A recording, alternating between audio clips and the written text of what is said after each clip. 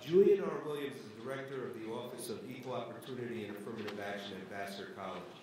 In this position, he performs duties related to affirmative action policy development, providing assistance to academic and administrative departments in the identification and recruitment of targeted populations. Julian is a licensed attorney in Michigan and has worked as a civil trial attorney in cases involving employment discrimination and harassment. Julian earned a bachelor's degree in English from the University of Michigan in Ann Arbor and a Juris Doctor from Michigan State University College of Law. Julian also serves on the executive board for the American Association for Affirmative Action, a nationally nonprofit association of professionals working in the areas of equal opportunity and diversity dedicated to the promotion of policies designed to fulfill the nation's promise of equal opportunity for all individuals. Yeah. Would you say a few words? Thank you.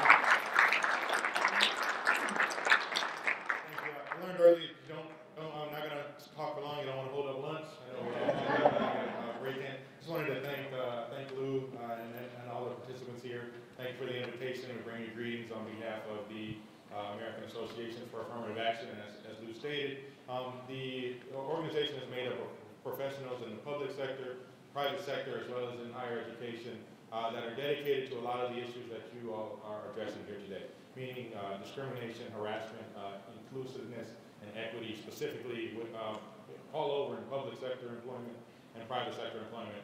But my particular passion is higher education, as many of yours are as well.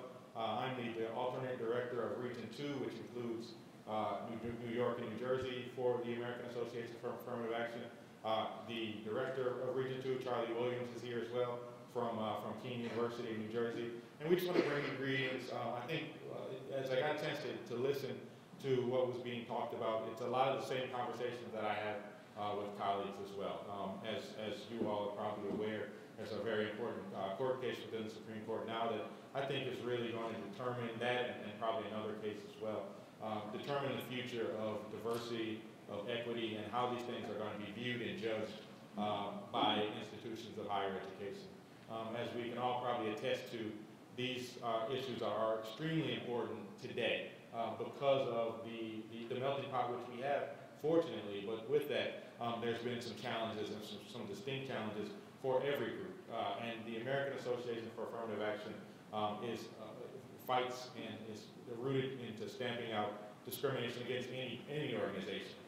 When we talk about affirmative action, the last speaker was very important when he said that traditionally, when I say traditionally, we usually only bring up groups, minority groups, or women, or persons with disability. But when I'm confronted with these issues and with a lot of these things, I say that it's about me, and it's about looking at your organization specifically. And when I'm doing my work at a college, we look at different departments, we look at what our student population looks like.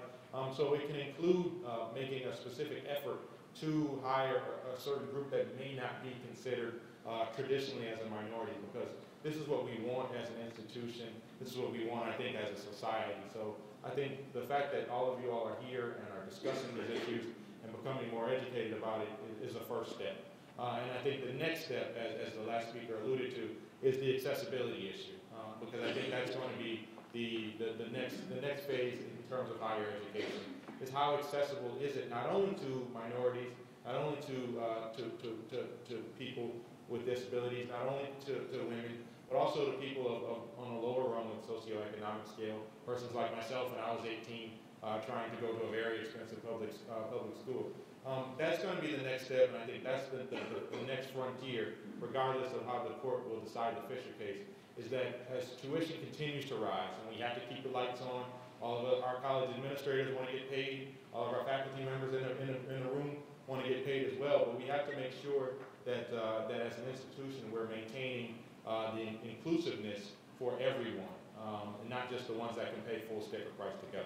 So I just want to thank you all for the chance to speak. Thank you all for the work that you're doing, and bringing greetings on behalf of the American Association for Affirmative Action.